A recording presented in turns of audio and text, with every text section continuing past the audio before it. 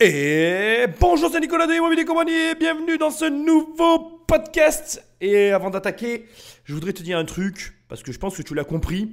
En fait, c'est une série que tu es en train d'écouter de podcasts sur finalement des faillites immobilières, sur finalement la pire des situations que tu puisses vivre en immobilier. Et donc, j'ai pas mis de numéro en fait. Je pense que chaque épisode est indépendant parce que même si le reportage était lui d'un seul tenant, j'ai choisi de le traiter indépendamment et de façon isolée. C'est-à-dire que chaque épisode peut être écouté indépendamment l'un de l'autre sans qu'il y ait forcément de lien.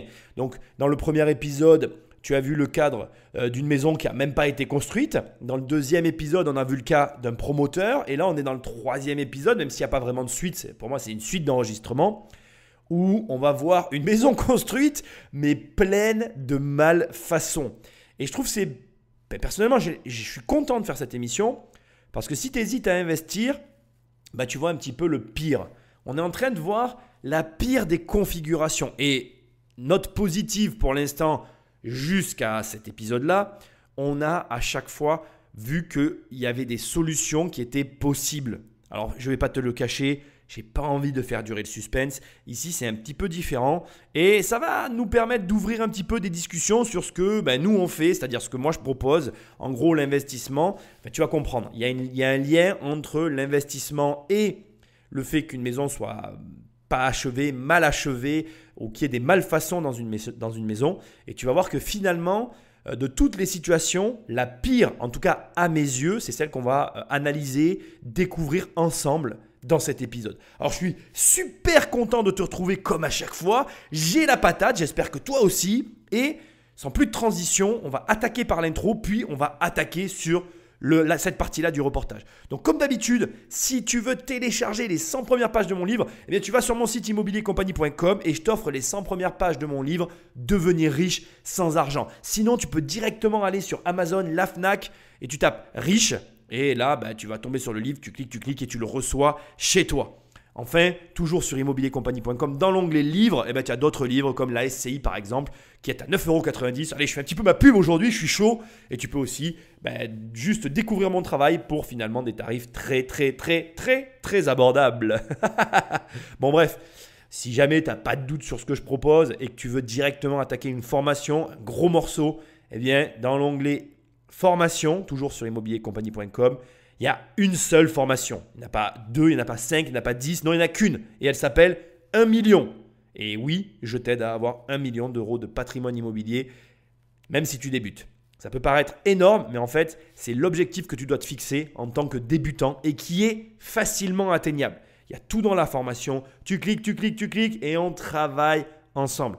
Je te rassure, il y a besoin de cliquer qu'une fois. Mais bon, il peut y en avoir 2 ou 3 selon comment est configuré ton ordinateur et selon le lien par lequel tu passes. Bref, tu vas sur immobiliercompagnie.com et il y a tous les liens nécessaires pour qu'on travaille ensemble.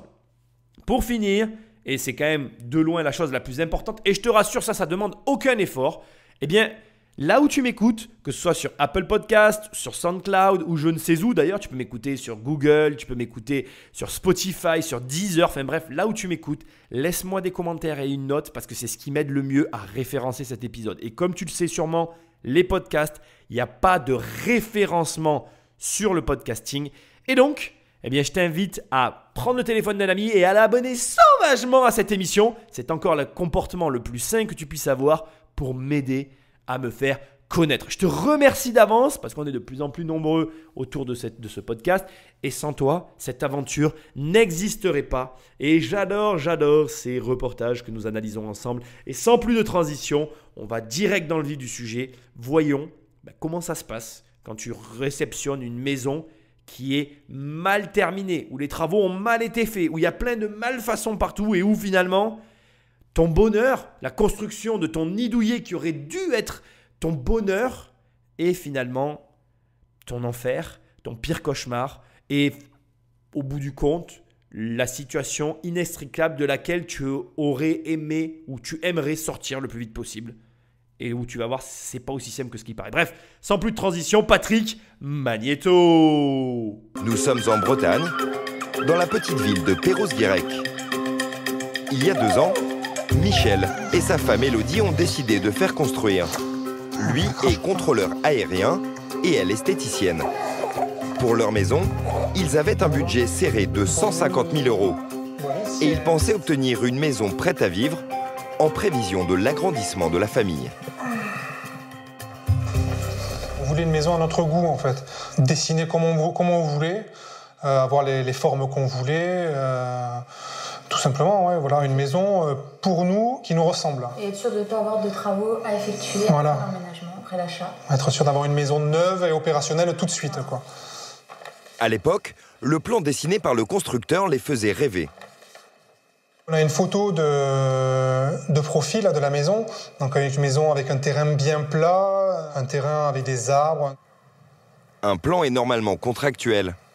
Pourtant, lors de son installation il y a 3 mois, Michel constate de nombreuses malfaçons. Ben là, on avait sur les photos, du moins sur les plans, il y avait un superbe parking bitumé, quoi. Du coup, ils nous ont laissé ça en plan, quoi.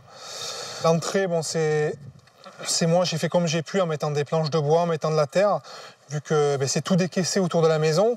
Donc la maison n'est pas du tout au niveau. Donc mon fils s'est cassé la gueule je sais pas combien de fois, ma femme pareil. C'est pas très acceptable de livrer une maison comme ça, à mon avis, hein.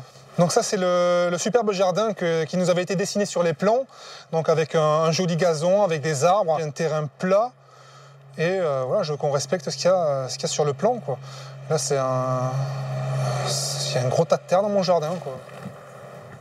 Même les prestations les plus essentielles ne sont pas au rendez-vous. Question chauffage, Michel et ses enfants ne sont pas vraiment parés pour l'hiver. Donc ici, on arrive à l'emplacement de la pompe à chaleur. Donc comme vous voyez, la pompe à chaleur qui n'y est pas. Moi, quand il fait froid le matin, il fait 13-14 degrés dans la maison, ce qui est pas très vivable avec des enfants. Donc j'ai dû acheter un chauffage d'appoint, un radiateur, pour pouvoir au moins chauffer les gamins, quoi. À l'intérieur de la maison, c'est le même constat. Michel a relevé plus de 100 points non conformes. Il a dû installer lui-même la baignoire. Les fenêtres ne sont pas droites et les murs partent en confetti. Ah ouais, non, mais là, c'est pas bon, là. Attends, c'est le plâtre qui se casse et tout, là, quoi, qui s'en va. Ah ouais, j'avais pas vu ça comme ça, là, c'est encore pire que ce que je pensais, quoi. Et il y a plus grave encore. On voit que les murs ne sont pas du tout d'équerre. Normalement, on devrait installer des rectangles. Là, c'est pareil, j'ai installé des trapèzes, des étagères en trapèze. Ici, elle n'est pas finie, ça fait dégueulasse, quoi. Ça fait dégueulasse, ça fait maison pas neuve, tout simplement, maison qui a déjà été habitée, quoi. Moi, ça me révolte et ça me fait pleurer, quoi. C'est tout. En choisissant ce constructeur, le couple lui a accordé sa confiance. Un constructeur aux abonnés absents depuis la fin des travaux. Alors j'ai choisi de te laisser ce passage que tu peux trouver un petit peu long. Mais finalement, on a fait un peu le tour du propriétaire. Je vais te résumer, excuse-moi, ça peut être redondant pour toi, surtout si tu as une bonne mémoire, mais te résumer la situation. Donc d'un côté, on a un couple qui a un budget limité, 150 000 € pour la construction, plus achat du terrain. En tout cas, c'est ce que moi je comprends. Ce n'est pas précisé, mais ça aurait besoin de précision déjà. Est-ce que dans ces 150 000 €, le terrain est inclus? Ou est-ce que c'est 150 000 € la construction et le terrain a été acheté? Bon, détail important parce que il ne faut pas se mentir, derrière un prix, il y a toujours quelque chose. Tu ne peux pas payer, si c'est terrain plus construction, on est vraiment sur des prix ridicules. Les marges sont toutes petites. Je ne vais pas dire que c'est normal ce qui leur arrive, mais je veux dire, tu ne peux pas avoir le prix le plus bas du marché et t'imaginer naïvement qu'il n'y aura aucune conséquence derrière ce facteur-là. Ça, c'est très important. Deuxièmement, il faut comprendre leur démarche, et ça, je la comprends complètement. Ils veulent un bien où il n'y a pas de travaux quand ils rentrent à l'intérieur. Ils veulent créer leur logement sur mesure. Ils veulent du neuf, de l'opérationnel immédiatement. Ça, c'est relié avec le fait de la création.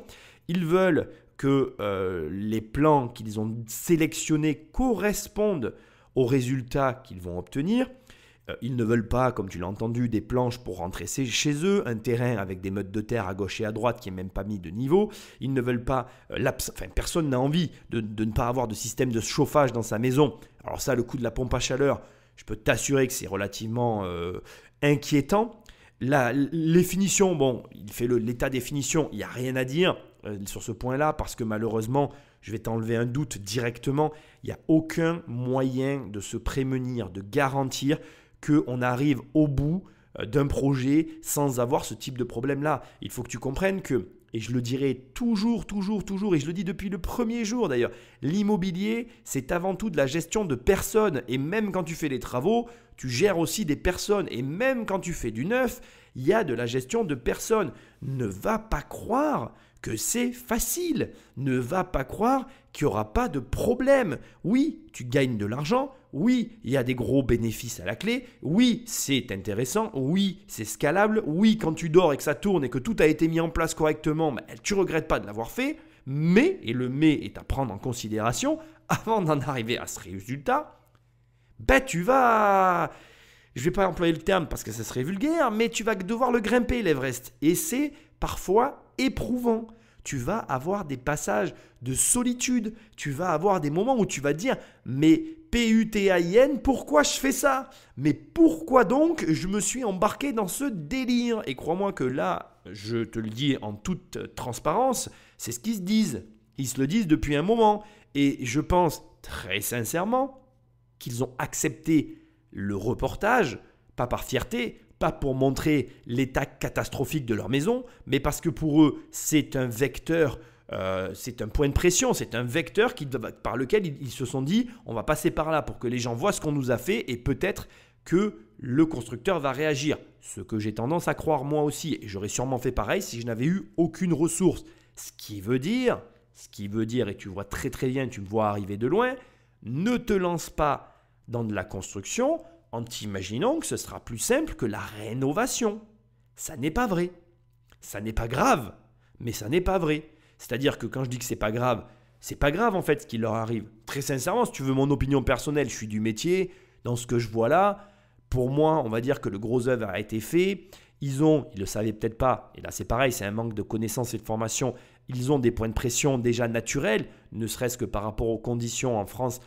Si tu n'as pas de chauffage qui ont été posés alors que tu arrives en hiver, je ne dis pas qu'il y a des trêves hivernales quand tu es propriétaire, c'est pas ce que je veux dire. Mais quand tu as, comme eux, 2 enfants en bas âge, si tu vas appuyer sur les bons vecteurs, crois-moi que le constructeur il va être contraint de bouger. Certes, après, il y a des gens qui ne veulent pas, qui n'osent pas, qui se sentent mal à l'aise vis-à-vis de ça, mais tu saisis le juge et avec ou sans avocat, alors c'est sûr que c'est mieux avec, mais tu vas au tribunal avec 2 enfants en bas âge, avec le constructeur en face de toi, qui normalement, si tu as bien choisi le bon constructeur, est censé avoir une ribambelle de garanties, que ce soit des garanties en termes d'assurance, garantie parfait achèvement, d'assurance, etc. Mais aussi une certaine assise financière, parce que l'air de rien, on s'en doute pas, mais en immobilier, il faut pas se voiler la face. Il te faut une certaine assise financière pour arriver à avoir ce type de société. Mais je ne vais pas t'assurer parce que bon, on ne peut pas assurer des choses, surtout à ce niveau-là, surtout le droit en France qui est quelque chose de très, très, très, très, très spécial. Mais avec 2 enfants, je te garantis que les juges seront de ton côté. Voilà, ça j'en suis certain. Après, la finalité, je ne la connais pas. De la même façon, je vais être transparent avec toi, un constructeur qui connaît bien la loi, selon le montage qu'il a fait derrière, c'est vrai que ça peut être aussi compliqué. Voilà, c'est toujours, je comprends, enfin, c'est un sujet délicat et je suis très content de le traiter aujourd'hui parce que c'est le premier point qu'on va voir en l'amenant tout de suite, c'est que tu dois être informé. Et quand je dis que tu dois être informé, je ne suis pas en train de te dire que toi, tu dois être informé, formé par une formation. Je suis en train de te dire que tu dois t'informer sur le constructeur, sur le prestataire auquel tu fais appel. Quand la société qui se dresse en face de toi n'a que 1 an ou 2 d'arriéré, eh bien, tu dois te méfier. Et si elle a 15 ans, eh bien, normalement, tu devrais ne pas te méfier. Mais tu vas voir que j'ai fait exprès de commencer par ça, parce que dans cette émission, on va voir que, en fait, ça n'est qu'une étape de t'informer sur les personnes en face de toi. Tu dois prendre des informations et même si le mec, ça fait 50 ans qu'il est constructeur, tu dois quand même rester sur le qui-vive. Et tu sais pourquoi ? Ce n'est pas la faute du constructeur. Et ça, je veux le préciser. C'est-à-dire que pour moi, tout ce qu'on vient de voir, donc je vais un petit peu te résumer la situation. Donc, je te rappelle que les finitions sont désastreuses, que le résultat qui a été livré à ce couple ne correspond pas au plan qui, lui, est contractuel et qui est censé être ce que devrait ou ce dans quoi devrait vivre le couple, devrait ressembler, je me suis mal exprimé, le plan devrait être conforme à la maison du couple. Or, ce n'est pas le cas. Et donc toi, bien que tu sois face à un constructeur qui ait beaucoup de bouteilles, je te le dis comme je le pense, tu dois te méfier de tout.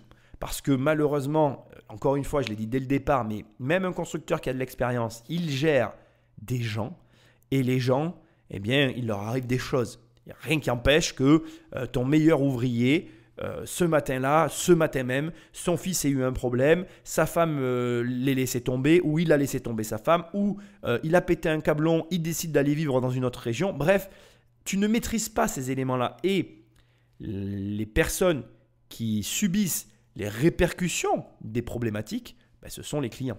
Et c'est ce qu'on est en train de voir là. Alors, je ne suis pas en train de te dire que le constructeur a eu des problèmes avec son personnel et que c'est pour ça que la maison est mal construite. Peut-être qu'aussi ils ont pris un mauvais constructeur, je te le dis tout de suite, on ne le saura pas dans cette émission.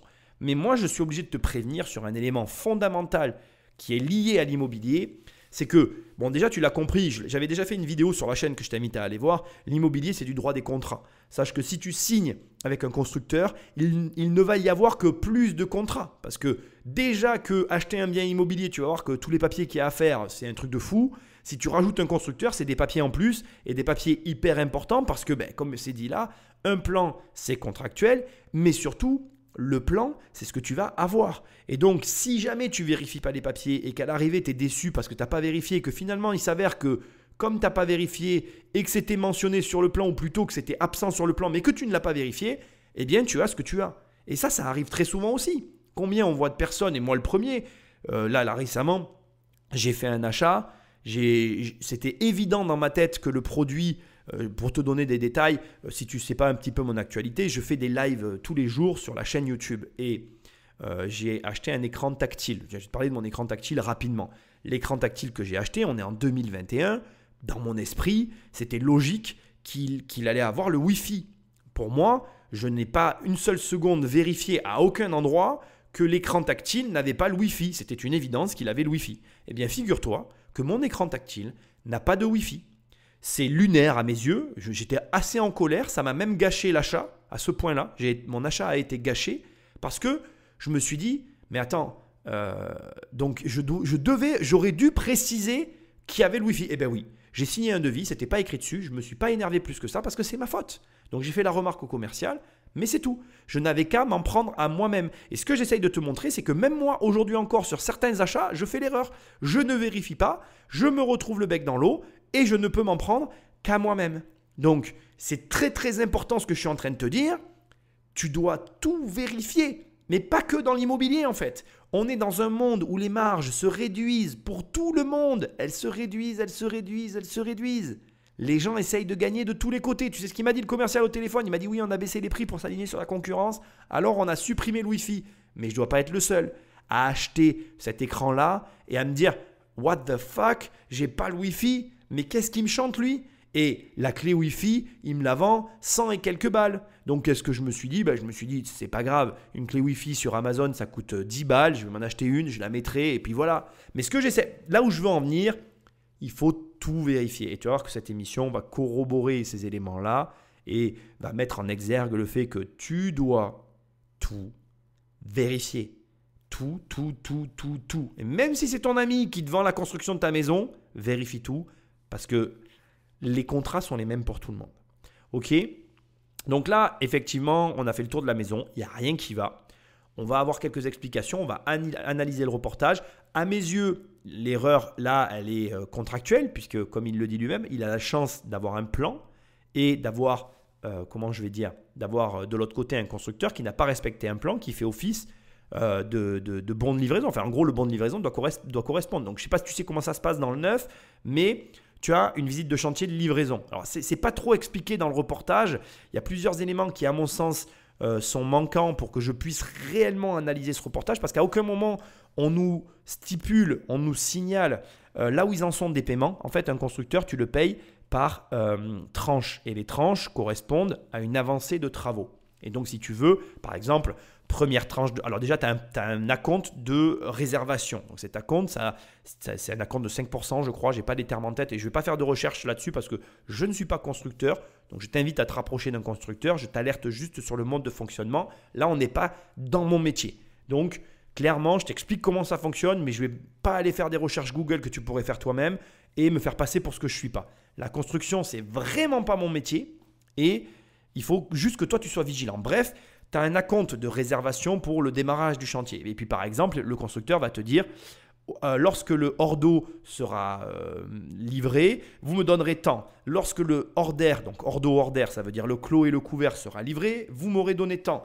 À tel moment, quand on aura fait tant de travaux, je vais recevoir tant. Et comme ça, tu avances par tranche. Et, c'est très important de le savoir, quand tu vas arriver au moment de la livraison, en fait, tu n'as pas tout payé. Il y a une somme flottante, une somme d'argent que tu conserves, que tu ne débloqueras qu'une fois la livraison effectuée avec le constructeur, sous réserve de l'état de la construction. C'est-à-dire que si tu émets des réserves le jour de la livraison, la somme ne sera pas versée le temps que les artisans viennent finir le chantier. Je te le dis en toute sincérité, il y a des artisans qui aujourd'hui, comment je vais dire ça ? Il y a des artisans qui aujourd'hui considèrent que cet argent est perdu avec les promoteurs. Alors c'est très différent dans la construction de maisons neuves, mais sur de la promotion immobilière, il arrive que les artisans prennent en considération cette marge de manœuvre comme une perte parce que malheureusement, voilà, c'est plutôt induit entre les parties. C'est pas cool ce que je suis en train de te dire, mais c'est une réalité de terrain. Après, je veux que tu saches que quand même globalement, dans la majeure partie des cas, ça se passe bien. Là, on est bien évidemment sur un cas extrême et je trouve que c'est intéressant qu'on en parle. Donc, revenons à nos moutons. La situation de ce reportage, elle n'est pas claire parce qu'on ne sait pas où ils en sont des paiements. Est-ce qu'ils ont tout payé? Est-ce qu'ils n'ont pas tout payé? Est-ce qu'ils ont tout donné? Si ils ont tout donné, c'est qu'ils se sont mal informés eux-mêmes sur les démarches. Et là, ça te montre qu'effectivement, et là pour le coup, je vais le dire, il faut se former. Il faut se former et il faut s'informer. Il faut faire les deux en fait. Ne te lance pas dans une construction sans savoir ce que tu fais. C'est une erreur dramatique. Tu dois avoir un minimum d'informations pour te dire « Ok, je me lance ». Bon allez, on va arrêter. Je pense que tu as compris le message. On écoute la suite. On se sent désemparé, abandonné exactement. On se sent délaissé. Et on se dit on a signé, on a payé, circuler. Voilà, c'est tout. Et donc là, j'imagine que c'est l'angoisse parce que c'est beaucoup d'argent. Oui. Oui, c'est beaucoup d'argent, puisque, comme on disait, on n'achète pas une baguette de pain, un vélo, une voiture. Là, c'est une maison, quoi. Là, c'est le projet d'une vie. Et notre rêve, le rêve d'une vie, et là, le rêve, c'est plus un rêve, c'est un cauchemar, quoi. C'est devenu un cauchemar, vraiment, quoi. Bon, eh bien écoute, j'ai dit une bêtise il y a une seconde, je la laisse, c'est pas grave, je vais pas la couper au montage. Je me rappelais pas qu'ils avaient dit qu'ils avaient payé. Je suis très sceptique. Il y a un truc de pas clair à mes yeux. Après, bon, tout existe dans la nature, mais je vois pas une personne payer une maison inachevée. Je sais pas, il y a un truc d'étrange derrière tout ça. J'ai du mal à croire qu'avec le mécontentement affiché dans ce reportage, le couple ici présent que nous sommes en train d'écouter et de regarder ait donné de l'argent comme ça pour conclure le truc en ignorant complètement qu'ils pouvaient ne pas tout payer. Ça me laisse perplexe. Bon, je ne remets pas en doute, on va partir du principe qu'ils ont effectivement donné de l'argent et du coup cette émission elle a déjà un intérêt tout de suite. Tu ne finis jamais de payer un artisan qui n'a pas terminé son travail. S'il n'a pas terminé et qu'il te dit « je reviendrai pour le faire », tu lui dis « quand tu reviendras, tu auras le chèque ». Et s'il s'énerve, tu lui dis « il n'y a pas de problème en fait. Je suis d'accord de te payer, mais je veux que tu aies terminé ». C'est un principe de base qui est parfois difficile à tenir, j'en consens. Tu vas être amusé, tu vas peut-être esquisser un sourire. Principe qui est très compliqué à tenir au fur et à mesure que tu avances dans une relation avec un artisan. Sois très vigilant sur ce point-là parce que c'est les relations qui créent nos pertes, qui créent la perte. Je l'ai peut-être mal dit. Bon, c'est pas grave. Attention, ne pervertis pas mes paroles. Je ne suis pas en train de te dire qu'il ne te faut pas avoir de relation avec qui que ce soit. Je suis en train de t'expliquer que plus la relation avance avec un artisan, plus tu dois toi-même être vigilant par rapport à toi-même, parce que c'est toi l'ennemi, pour ne pas relâcher la pression autour de la règle, qui est de dire « je ne te donne pas le solde tant que tu n'as pas terminé ». 100% du temps, quand il y a des problèmes sur un chantier, mais alors vraiment 100% du temps, hein, c'est parce que soit le solde a été donné et que dans ces cas-là, on est mal, soit c'est parce que l'argent qui reste à être versé n'est pas suffisant par rapport au travail restant. Je vais te le dire autrement pour que ce soit clair. Imaginons un chantier à 10 000 euros. Tu as versé 9 000 euros. Il reste 1 000 euros pour finir le chantier, mais le chantier n'est fait qu'à 50%. L'erreur t'incombe. Tu n'as pas à donner 9 000 € à un artisan pour un chantier qui n'est fait qu'à 50%. Si le chantier est fait à 50%, tu ne dois pas avoir… En fait, c'est malheureux ma façon de parler, mais tu dois faire en sorte que l'artisan en face de toi ait besoin de venir sur le chantier. Alors, ils ne sont pas tous pareils. Si tu dois te comporter différemment avec un artisan, l'artisan, il a un planning et il doit te dire non. Si l'artisan te dit non, je ne peux pas venir, tu sais que tu es avec la bonne personne et je pense que tu peux avoir un peu plus de mou au niveau du financement et des finances. Mais si tu vois que l'artisan il est assez souple, sois vigilant sur les paiements. C'est des petits conseils que je te donne. Après, je ne suis pas là pour te faire une formation sur les travaux. J'attire simplement ton attention sur le fait que les propos qui sont tenus ici me paraissent étranges. Je suis dubitatif vis-à-vis de ce que j'entends parce que j'ai du mal encore, comme je le dis, à croire que tout a été donné. J'ai la sensation qu'il manque des informations, mais je pense qu'à ce stade, on devra faire avec ces éléments-là. On écoute la suite. Excédé, Michel a menacé l'entreprise de porter plainte. Il vient d'obtenir une réunion de la dernière chance. Un employé du constructeur doit venir ce matin-là. Et Michel espère bien le contraindre à achever les travaux. Vous êtes confiant?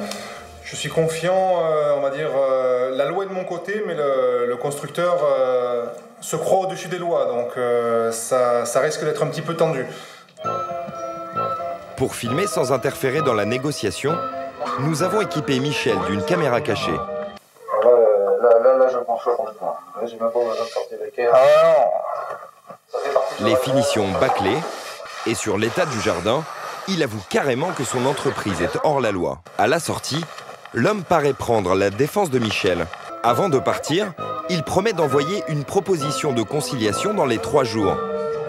Des promesses qui laissent le couple un peu dubitatif. Je suis assez, on va dire, mitigé puisque la personne qui est venue, le représentant du constructeur, s'est montré très courtois, très compréhensif, comme tous ses prédécesseurs, comme tous les autres. Et du coup, on ne sait pas s'il nous vend du lard ou du cochon, en fait, quoi, s'il est vraiment sincère ou pas. Donc, on attend de voir, Vous y croyez? Non. J'y crois sans plus. Un mois après notre tournage, seule la pompe à chaleur a été installée. Insuffisant pour Michel et Elodie. Ils ont décidé de porter plainte. Bon, alors déjà, un employé qui vient et c'est pas le patron qui se déplace, c'est pas pour dire le patron, mais la personne qui a le pouvoir d'agir. L'employé vient avec une marge de manœuvre. La marge de manœuvre, à mon sens, elle était d'entrée de jeu préétablie par la direction. La pompe à chaleur, c'était à mes yeux, depuis le début du reportage, un vrai enjeu, surtout avec 2 enfants en bas âge. Je t'ai coupé tous les passages au montage où on entend la voix du mec en caméra cachée. Je t'en ai mis un petit bout, mais c'est inaudible en fait. Ça a été modifié, sous-titré pour pas que… Bon, je comprends la position des journalistes par rapport à ça. Ce qui est intéressant de voir, c'est que voilà, la personne qui vient reconnaît la situation. La situation est ce qu'elle est facilement compréhensible dans le sens où, effectivement, je ne doute pas une seule seconde que sans la pompe à chaleur, au tribunal, ça aurait pu être ça serait très mal passé pour le constructeur. L'erreur ici du couple, c'est d'avoir essayé de se concilier avec le constructeur et finalement de se retrouver au moment de basculer dans la procédure avec une pompe à chaleur de poser. Parce que de toi à moi, dans cette situation, l'élément le plus grave, c'était l'absence de chauffage à la livraison de la maison. Point sur lequel ils auraient pu, grâce à ça, avoir un moyen de pression énorme au niveau du tribunal. Surtout quand tu as 2 enfants. Je vais te le dire comme je le pense, il n'y a aucun juge en France qui n'aurait pas statué en la faveur du couple. Même si je pense qu'à leur décharge, ils auront quand même tous les éléments pour attester de la situation, je t'avoue qu'ils sont passés à côté d'une très belle opportunité de faire très mal aux constructeurs, malheureusement. Malheureusement pour eux, parce qu'au final, ils vont quand même y aller avec des billes et des cartouches au tribunal. Mais c'est pas pareil. Là, le chauffage, il est posé. L'hiver, ils n'auront pas froid. Un juge qui voit un couple, même propriétaire, grelottant dans leur maison sans chauffage, c'est la guerre, quoi. Tu vois, pour le constructeur, c'est la fin de tout, quoi. Mais bon, on va pas s'égarer. on va se concentrer sur une déclaration qui est faite par le mari dans le couple et qui, je trouve, mérite qu'on y passe un petit peu de temps. Il dit « Le constructeur se croit au-dessus des lois ». C'est marrant, ça fait écho à beaucoup d'éléments, en tout cas à mon sens, que je répète et que je répète dans ces émissions, qui doivent aujourd'hui te venir immédiatement à l'esprit. Moi, je ne dirais pas que le constructeur se croit au-dessus des lois. Je dirais qu'aujourd'hui, les lois en France et le système français est devenu est tellement, je ne sais même pas comment employer le terme, c'est même pas le mot compliqué en fait, ça n'a plus de sens en fait. Le système français tel qu'il est en train de devenir n'a plus de sens. Ça n'a plus de sens.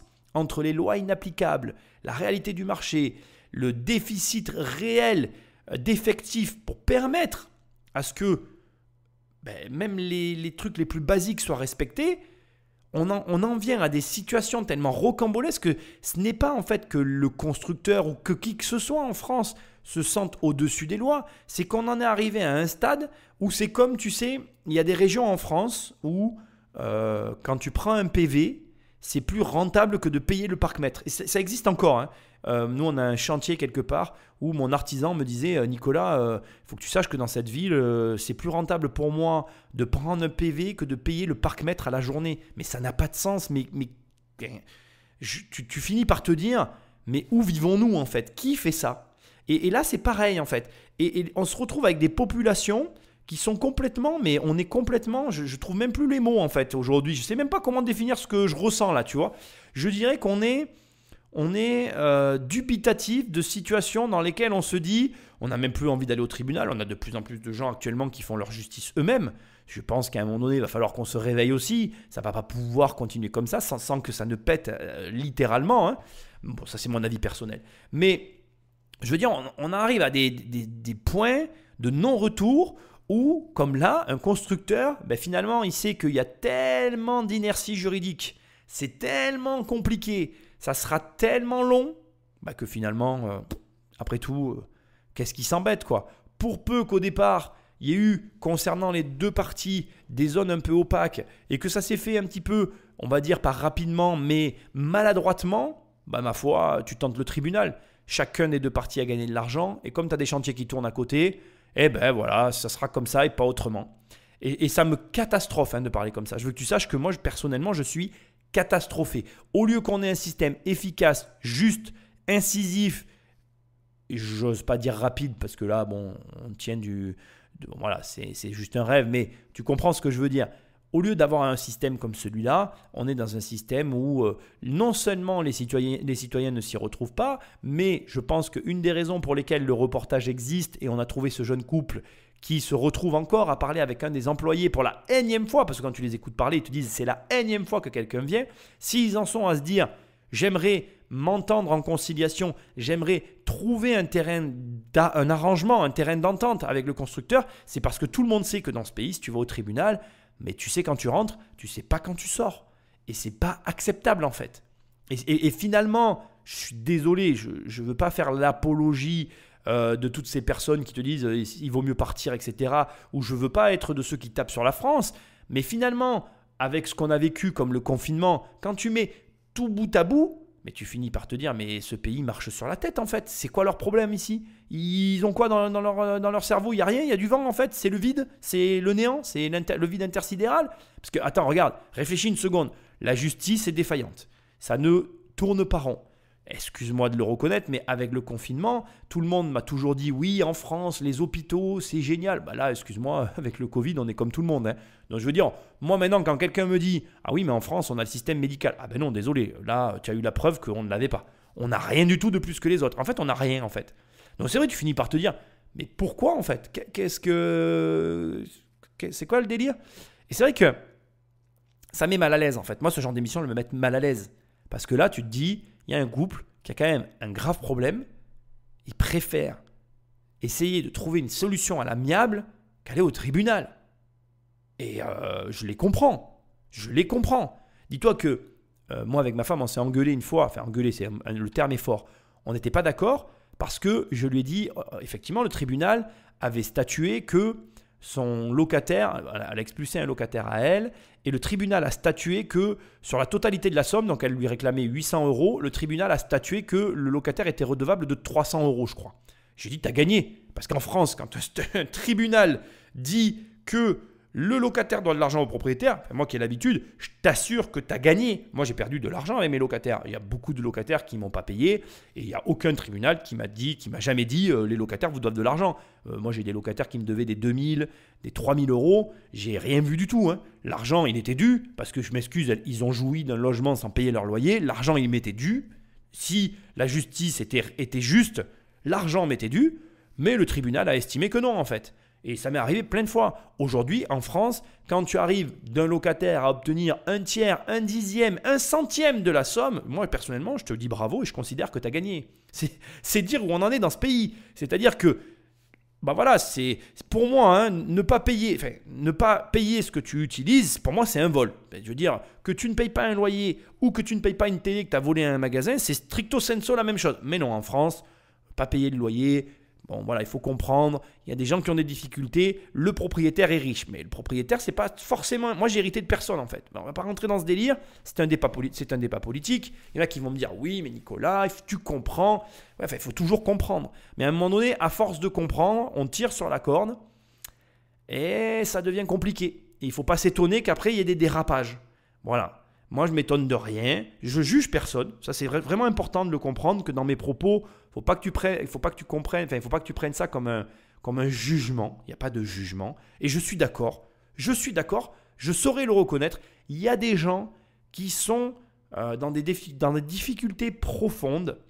Mais j'estime personnellement, c'est une estimation personnelle ce que je m'apprête à te dire, que la fiscalité française devrait permettre que l'État joue son rôle à ce niveau-là.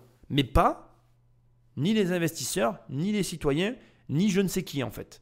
Sous prétexte que. Bref, je reviens à ce couple. Ils sont des victimes de ce système judiciaire aujourd'hui.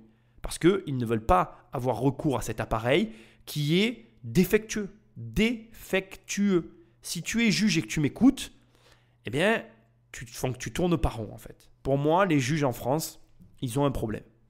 Je suis prêt à en parler avec eux. D'ailleurs, si tu connais un juge et qui veut venir dans mon émission, voilà, ma porte est ouverte. L'invitation est lancée. Il n'a qu'à venir et se présenter. Nous discuterons, nous aurons cette discussion. Sujet intéressant, mais problématique de société profonde à laquelle personne n'ose s'attaquer, alors que sincèrement, il faudrait des gens courageux pour revoir ce système. Aujourd'hui, voilà, c'est défaillant et on se retrouve comme on est là. Pour moi, cette émission qu'on est en train d'écouter, elle est simplement le résultat d'une inaction et aussi d'une ignorance volontaire d'un système qui se complaît à se prétendre être généreux alors qu'il vole. Pour moi, c'est du vol. Il vole allègrement les contribuables qui investissent encore dans l'économie. Parce que l'investisseur immobilier, il a bon dos. Non seulement il ne pèse pas sur la société, mais il rapporte de l'argent à la société localement. Localement. On y est bien loin de la multinationale qui délocalise ses fonds pour limiter sa fiscalité avec la France. Les investisseurs immobiliers sont les premiers porte-parole de la nation. Pourquoi je te dis ça ? Parce que quand tu as un bien immobilier et que tu investis dans ton pays, peu importe dans quel pays tu te trouves, tu fais avant tout fonctionner l'économie locale à tous les niveaux. Tu devrais être la personne la plus choyée de la nation. Et dans la nation qui est la France, c'est l'investisseur, c'est celui à qui on tire à boulet rouge en fait. C'est dire l'intelligence financière qui se cache derrière les individus de ce pays. Mais bon, je dis ça, je dis rien. Nous ne sommes pas dans une émission politique. Je vais en rester là. On va continuer maintenant l'émission avec les constructeurs, mais on va glisser sur la partie vente. Je trouve que c'est un petit peu intéressant. Sinon, d'abord, l'émission aurait été trop courte. Et la dernière fois, je me suis fait tirer les oreilles parce que j'ai fait une émission très très courte. Et là, je vais faire une émission finalement en 2 parties. Sur la partie construction, j'ai fini ce que j'avais à te dire. Vérifie tout, lis tes contrats, informe-toi sur le constructeur, forme-toi. Parce que sincèrement, la construction demande malgré tout un minimum de connaissances personnelles. Et dernier et 5e conseil que je vais te donner sur le sujet, ne commence pas par une construction. Ne commence pas par ça. Essaye déjà de commencer par voir un peu ce qu'est l'immobilier au travers d'un premier achat. Si tu m'écoutes et que tu as envie d'acheter ta résidence principale, ne fais pas construire directement une maison. C'est pour moi en tout cas une marche supérieure en termes d'immobilier. Il y a des marches avant celle-ci que je te recommande d'éprouver, de tester, de voir si tu arrives déjà à gérer les étapes avant la construction, parce que la construction, on ne s'en rend pas compte, mais c'est un challenge en soi. Et moi, je ne suis pas choqué de voir qu'il y ait des histoires comme celle-là qui circulent en fait. Donc voilà, essaye d'être un peu raisonnable. Je peux comprendre qu'on rêve de construire sa maison, je peux l'entendre, mais personnellement, voilà, je te dis, apprends à marcher avant de savoir courir. C'est la base, ça paraît évident, mais il y en a beaucoup qui se plantent. Patrick, envoie la suite. La crise de l'immobilier a fait naître de nouveaux litiges. Les ventes sont en chute libre. Alors certains commerciaux n'hésitent pas à user de pratiques très agressives et parfois illégales pour faire signer les clients. Nous nous sommes intéressés à un des leaders du marché, Maison Pierre. C'est une entreprise en vue qui s'offre même les services d'animateur de télévision pour faire sa promotion. Bonjour à tous. Vous le savez, 85% Comme ici, des Stéphane Français Thébault, rêvent de devenir présentateur propriétaires sur d'une maison France 5. individuelle. Mais pour que cette aventure ne tourne pas à la galère, il vaut mieux faire appel à de vrais professionnels. Mais récemment, une quarantaine de plaintes ont été déposées contre ces vrais professionnels. Une instruction est ouverte pour escroquerie, extorsion, faux et usage de faux. En cause, les méthodes de vente de Maison Pierre jugées abusives, voire illégales par certains clients. Alors on fait un switch inattendu, mais pas surprenant. On bascule dans la vente pure, l'arrachage de moquettes, le vendeur de tap-tap. Bref, on bascule du côté obscur de la force et sans surprise, y compris dans le marché de la maison neuve, on se retrouve en face de pratiques douteuses. Il faut comprendre que donc, ce reportage a une certaine date, il remonte de quelques années en arrière. Et effectivement, le reportage s'ouvre en disant « Suite à la crise du logement, gna gna gna gna ». Non. Déjà, ça n'a rien à voir. Les pratiques douteuses existent de tout temps, en toutes circonstances, et peu importe le contexte dans lequel elles sont pratiquées. Il faut comprendre qu'effectivement, après, cause-conséquence, effectivement, une baisse des ventes peut entraîner des mesures drastiques qui sont prises par des directions pour venir compenser des pertes et faire re-rentrer de l'argent dans les caisses afin de supporter les coûts que peuvent engendrer certaines structures. Je ne vais pas critiquer le constructeur dont on parle ici dans ce reportage, Maison Pierre. Moi, je découvre un petit peu le marché, enfin, je découvre pas le marché de la construction. Je découvre des noms au travers de cette émission que je ne connais pas. Encore une fois, je ne suis pas un professionnel de la construction. Il y a des scandales envers tout le monde à tout moment. On les oublie très vite. Enfin, les masses oublient assez vite les scandales. La société Maison Pierre existe toujours. Donc, tu vois, malgré qu'il y ait eu une émission sur eux, ils ne sont pas morts. Maintenant, les ventes à l'arrachage de dents, les ventes un peu violentes, elles ont toujours existé, elles existeront toujours. Là où ça devient très complexe, et c'est pour ça que je n'ai pas voulu scinder cette émission en deux, c'est que quand tu pratiques de la vente à l'arrachage de moquettes en mode maison neuve, tu fais signer des contrats. Et pour te démêler d'un contrat que tu as signé quand il est bien ficelé ou que tu es saucissonné par ce contrat, ben là, ce n'est pas la même en fait. On parle de victime. Et c'est pour ça que là, effectivement, là où ça devient très tendu, et je veux vraiment que tu prennes la mesure des conseils que je t'ai donnés tout à l'heure, c'est que dans l'immobilier, tu peux très facilement devenir une victime de toi-même. Parce que, je ne sais pas comment je vais dire ça. Oui, tu vas le voir, il y a des ventes abusives et je ne le remets pas en cause. Mais si tu lis pas, si tu ne fais pas attention, le truc, tu l'as sur les bras. Et la loi, surtout quand il y a un contrat derrière, elle n'est pas là vraiment pour te protéger. C'est-à-dire que si tu es majeur et vacciné, que tu n'es pas sous tutelle, qu'il n'y a rien qui s'oppose à ta santé d'esprit dès l'instant que tu signes les papiers, le retour en arrière, il va être très compliqué. Et n'écoute pas toutes ces personnes qui te disent « Oui, mais maintenant, ça ne craint pas. Un an après, tu peux te faire rembourser ton bien immobilier. » Non, ce n'est pas comme ça que ça marche. Il y a des lois effectivement qui te permettent, en fonction des conditions dans lesquelles tu as signé, si vraiment tu arrives à prouver qu'il y a eu un problème qui a altéré ta visibilité sur l'acquisition que tu as réalisée, oui, je ne vais pas rentrer ici dans tous les détails, mais oui, il y a des possibilités de revenir en arrière. Mais crois-moi, tu vas passer par un procès très long, très douloureux, qui va être très compliqué pour toi à gérer et qui, entre nous, avant qu'il arrive à terme, t'aura coûté une somme suffisamment dérangeante, coquette,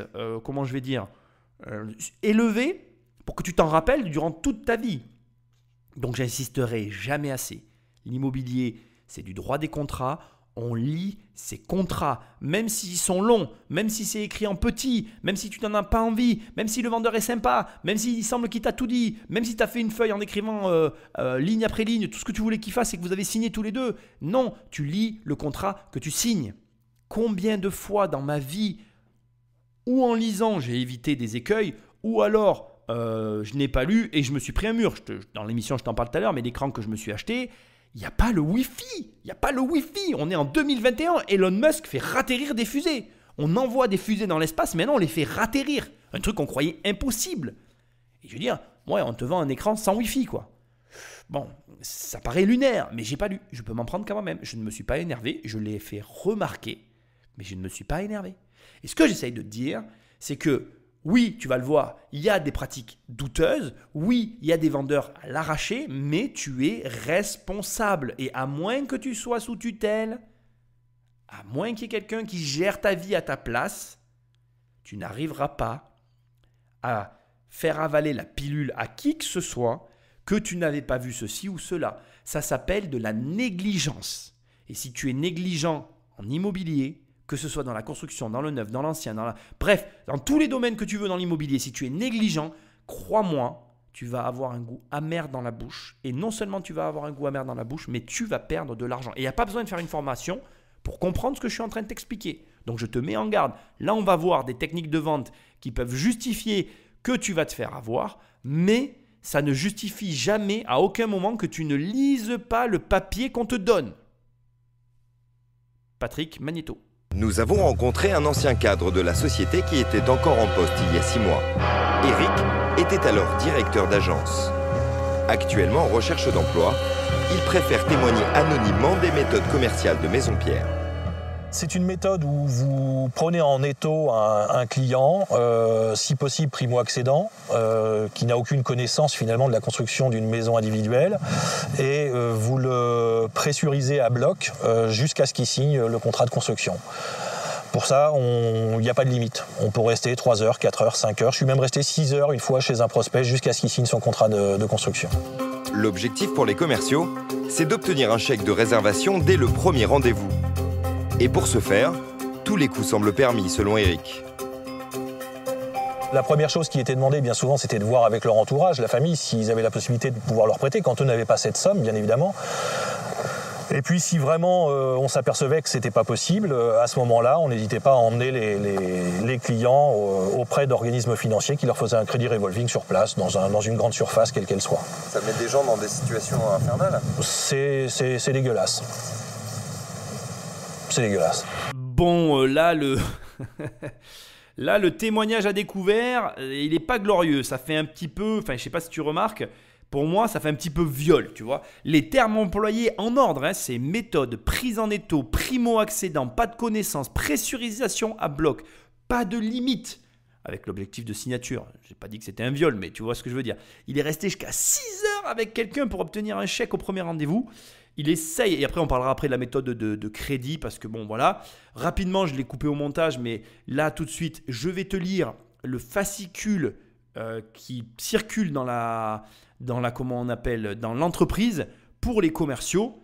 Donc c'est parti, je te le lis. Pourquoi faire une signature lors du premier rendez-vous ? Rentabiliser le temps du commercial afin de faire d'autres rendez-vous pour réussir son mois commercial. Éliminer la concurrence ancien et neuf locatif, éviter une réflexion peureuse du prospect, ne pas travailler pour la concurrence, ne pas visiter et réserver des terrains si le client ne s'est pas engagé. Donc voilà, ça se résume en 5 points, c'est très clair et on est sur quelque chose de relativement incisif. Pourquoi, on va essayer, avant de parler donc du fameux crédit, pourquoi ils agissent de la sorte? Alors d'abord, comme tu l'as compris, il y a une cible, c'est vraiment très intéressant, les primo-accédants, parce qu'il n'y a pas de connaissances en termes de construction, il n'y a pas de connaissances immobilières, donc on va pouvoir en abuser. Réellement, comme je te dis, quand j'emploie le terme viol, je suis vraiment désolé, je ne veux pas faire saigner tes oreilles, je veux faire de peine à personne, mais on n'est pas loin d'un viol commercial pour moi. Il n'y a pas de limite. Quand il te dit, je suis resté 6 heures avec un mec, mais pour moi, c'est de la folie. On est vraiment donc sur quelque chose de très, comment je vais dire, de prémédité. Tu ne peux pas remettre en cause, quand tu restes 6 heures avec quelqu'un, le fait que derrière, il n'y a pas un but très limpide dans ton esprit pour arriver à un objectif très clair. L'abuser, lui faire signer le contrat. Et alors, là, on atteint des sommets quand à la fin, il t'explique que d'abord, on essaye d'obtenir de la love money, la monnaie de la famille, l'argent des gens autour de soi. Donc, on incite le client à appeler ses proches pour voir si les proches n'ont pas de l'épargne à prêter qui permettra d'obtenir un crédit. Ou là, je pense aussi qu'il y a des magouilles qui ne sont pas expliquées dans le reportage, mais dont on serait très surpris. Et, attends, c'est pas fini. Si on n'y arrive pas au travers des familles, alors là, on touche le pompon, on amène carrément le client dans un organisme de prêt de type Sofinco, CTLM, ou comme il a dit, carrément dans les supermarchés, les super surfaces, les surfaces du coin, excuse-moi, je suis tout excité, et on lui fait souscrire un crédit pour obtenir un prêt immobilier. Oh, ah ouais, mais là, on est vraiment, on est dans l'abus total, quoi. Ça va très loin, et ça revient à ce que je te disais tout à l'heure. Alors déjà, il y a une question qui peut peut-être t'effleurer l'esprit avant que je te dise ce que je te disais tout à l'heure, mais il y a un truc qui doit te dire, mais comment des gens arrivent à faire ça? Mais on les tient par le salaire. Déjà, il y a des gens qui ont besoin d'argent pour vivre, ce qui est logique, et ils sont tenus par le salaire. On leur donne un salaire, et ces gens-là, pour le salaire, font des choses. Bon, premièrement. Deuxièmement, de l'autre côté, on a des gens qui ne sont pas informés. Je te l'ai dit tout à l'heure, et quand je dis pas informé, alors tout à l'heure je t'ai dit pas informé sur le constructeur, ça c'est un premier point, mais aussi pas formé tout court. Et là on est sur le deuxième point, où là on voit qu'il te faut faire une formation. Et quand tu es primo-accédant, on te fait rêver la maison avec le lopin de terre, mais ça n'est qu'un rêve. Ça n'est qu'un rêve. Et là, crois-moi, si tu signes les papiers, le rêve va tourner au cauchemar. C'est un cauchemar anticipé. C'est, sans surprise, une vie gâchée pour une vente. Et je te l'ai dit tout à l'heure, tu es responsable. À moins que tu puisses me dire, Nicolas, j'ai besoin d'un tuteur pour gérer ma vie. À moins que tu me dises, Nicolas, je ne suis pas capable de me gérer et il y a une tierce personne qui signe l'échec pour moi, tu n'as aucune excuse. Moi, je trouve ça catastrophique en fait. Et tu sais, je vais te dire un truc, et je te le dis à toi qui m'écoutes, vraiment, je m'adresse à toi. Tu es responsable. Si tu as des enfants et que tu leur as jamais parlé de ça, tu es responsable. Parce que tu sais, tu connais ce genre d'histoire. Tu as déjà vu ce genre d'émission. Pour peu que tu aies 3-4 ans d'écart avec moi. Alors si tu es plus jeune, tu n'as pas d'excuses parce que tu as encore plus accès à de l'information que moi. Mais si tu as mon âge et si tu es plus vieux, ça fait des années que la télé nous fait des émissions sur le sujet. Moi quand j'étais jeune, on regardait la télé avec ma mère quand j'étais jeune. Je ne vais pas faire la télé, je ne l'ai pas depuis des années maintenant. Mais il y a des années de ça, je l'avais et je voyais des émissions comme ça. Mais est-ce que tu as déjà eu ces discussions avec tes enfants? Si là tu es en train de te dire non, tu es coupable. Tu es coupable. Tu es coupable de ne pas avoir ce genre de discussion avec tes enfants. Et ne commence pas à me dire, ils sont trop petits. Ça n'est pas vrai. Il n'y a pas d'âge. Moi, ma fille, elle a 3 ans et je lui dis déjà de ne pas faire confiance aux gens. Tu ne fais pas confiance à quelqu'un, c'est tout. À 3 ans, elle doit le savoir. Moi, elle ne fait confiance qu'à moi. Si quelqu'un lui dit d'aller quelque part, je lui dis, tu me le dis. Et je lui dis, à l'école, si tes copains et tes copines te disent de faire quelque chose et que tu veux pas, tu vas le dire à la maîtresse. Je m'en fous qu'on dise d'elle que ce soit une rapporteuse. Je préfère qu'elle aille dire les choses autour d'elle et lui en avoir parlé plutôt que de ne pas l'avoir informée. Tu es coupable si tu n'en parles pas à tes enfants, à ta famille. Tu dois en parler. Si tu sais et que tu n'en parles pas, tu es coupable et je veux que tu le gardes en tête. Parce que franchement, mais c'est pas normal que ce genre d'information ne circule pas. C'est du civisme. Je ne comprends pas en fait.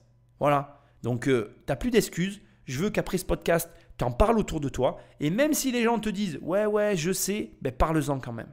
Ça fait du bien.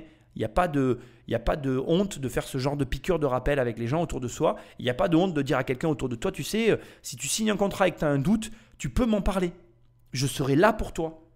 Moi, honnêtement, les gens autour de moi m'appellent. Hein. Ma famille m'appelle de toute façon. Dès qu'il y a de l'immobilier, j'ai un appel.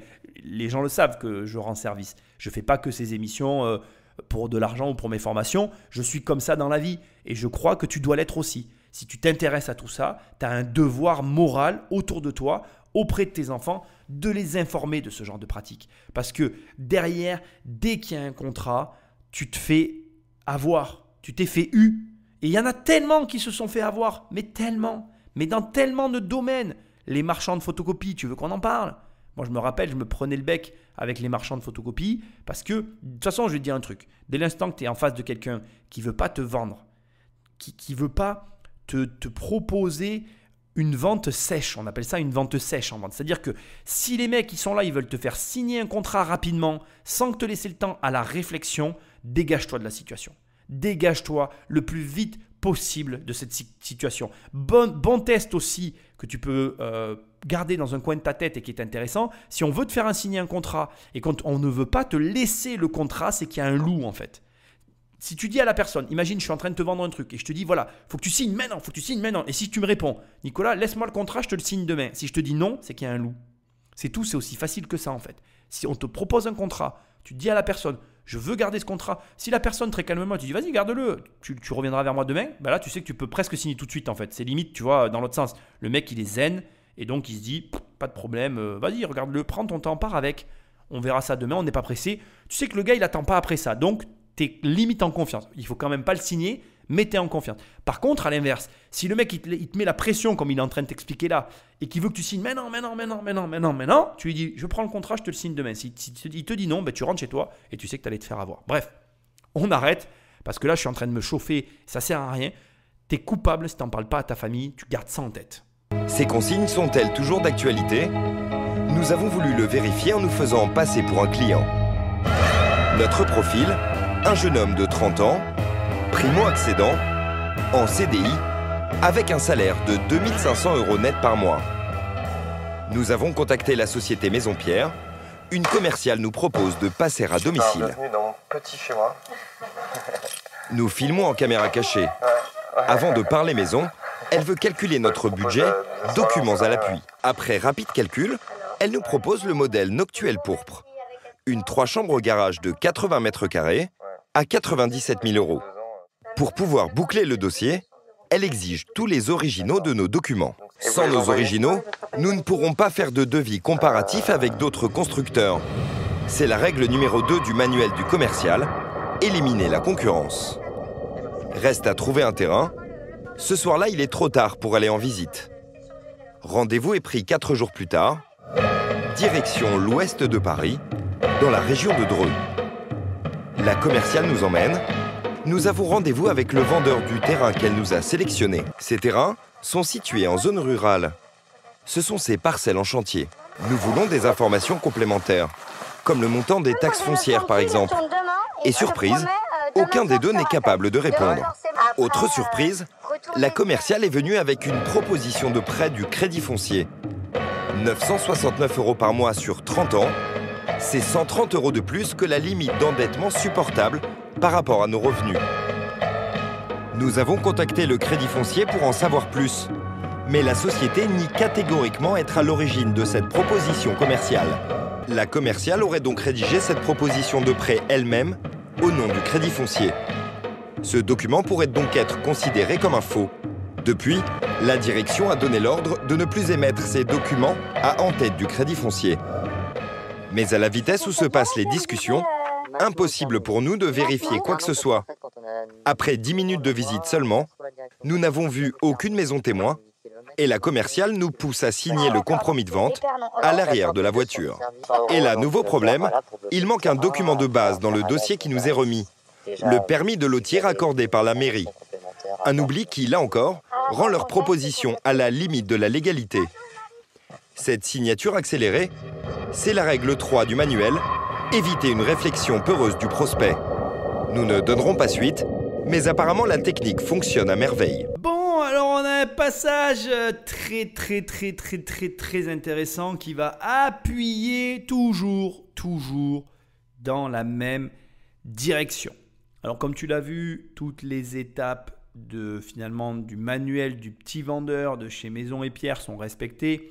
On essaie d'isoler le client de la concurrence, de l'empêcher d'aller à la concurrence en séquestrant violemment ses pièces originales. Bon, j'ai envie de te dire, on vous pardonne, mais ça, ce n'est qu'un détail. On essaye de closer à l'arrière d'une bagnole sur un terrain vague pour lequel on n'a même pas de permis de lotir. Bon, là, j'ai envie de dire, c'est plus compliqué de te pardonner. Il y a, au milieu de tout ce joli marasme, quelques petites fausses propositions, quelques petits faux papiers et bien évidemment, un client tout menu, tout beau, tout frais, tout comme un lardon qui rentre pile dans les cases et qui n'attend qu'une chose, c'est de se faire closer, comme on dit dans le jargon. Alors bien évidemment, je vais quand même un petit peu te décrypter tout ce qu'on a entendu, mais c'est encore ta faute si tu te retrouves dans cette situation. C'est un défaut de connaissance, mais c'est aussi un défaut de vérification. Je ne remets pas en cause le fait que tu puisses tomber sur un vendeur arracheur de moquettes dans cette veine-là qui, au croisement ou qu'au détour d'une soirée, commence à un petit peu t'entamer et à te rentrer dans l'art pour te faire signer. Ça peut arriver, mais tu dois être en mesure d'identifier le jeune loup qui arrive devant toi et de t'en dégager par une pirouette arrière parce que justement tu connais la chanson. Bon, je ne vais pas te redire ce que je t'ai dit jusque-là, je vais surtout m'attarder sur des éléments intéressants et qui méritent réflexion. Premièrement, la voix off nous dit oui, ils nous font une proposition directement sur un papier du Crédit Foncier, on va y revenir dans un instant, et cette proposition, elle est bien supérieure à l'endettement que je suis en mesure de supporter. Alors, je te rappelle qu'en France, le taux d'endettement est de 33%, d'accord, de ton salaire, et que donc là, on a une proposition qui est 5,7% supérieure au taux d'endettement légal. Alors, ce n'est pas légal en fait. J'ai employé ce terme parce que c'est ce que tu dois peut-être te dire, mais un taux d'endettement n'est pas légal. C'est un taux d'endettement, c'est recommandé. C'est-à-dire que pour un salaire de 2 500 €, il est préférable de n'avoir qu'un taux d'endettement qui ne dépasse pas les 33%. C'est une règle bancaire qui dit qu'en gros, en ne dépassant pas ce montant-là, tu ne risques pas d'être en danger tous les mois lorsque tu dois payer tes échéances et lorsque tu as des aléas de vie, quoi. Voilà. Donc, pour te donner un ordre d'idée, en chiffres, la proposition qui est faite est de 970 €, 969 pour être précis.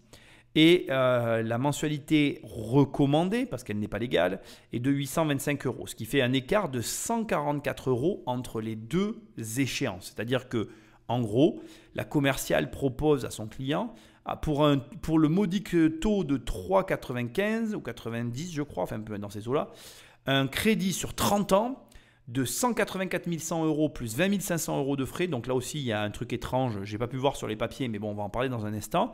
Donc soit pour un total de 200 et quelques 1000 €, un terrain plus une construction 97 000 €, achat du terrain, en l'occurrence 107 600 €. Si tu fais une déduction, on part du principe qu'elle vend une maison constructible de une maison construite à 97 000 € et que on déduit de 204 600 € les 97 000 €, il reste 107 600 € pour l'achat du terrain. Ce que je n'arrive pas à cerner, c'est les 20 500 € de frais. J'ai un peu du mal à voir à quoi ça correspond, parce que si le terrain coûtait réellement 107 600 €, il faudrait déduire à ça en fait à peu près 10% de frais de notaire, puisque c'est le budget global qui est à ce tarif-là. Donc, on aurait 10 760 € de frais de notaire là-dessus, sauf que 10 760 aller à 20 500, ça nous fait quand même un delta de 9 740 € dont on ne sait pas à quoi ça correspond. Question que je me pose.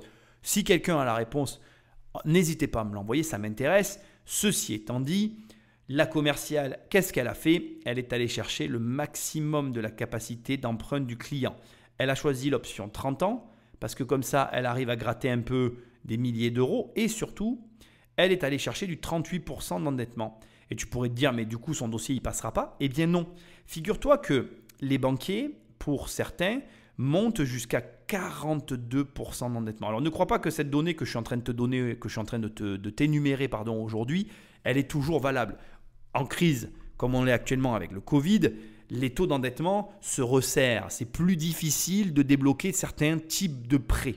Et donc, du coup, 42%, tu peux les obtenir quand tout va bien avec certaines banques, dans certaines conditions, pour certains profils.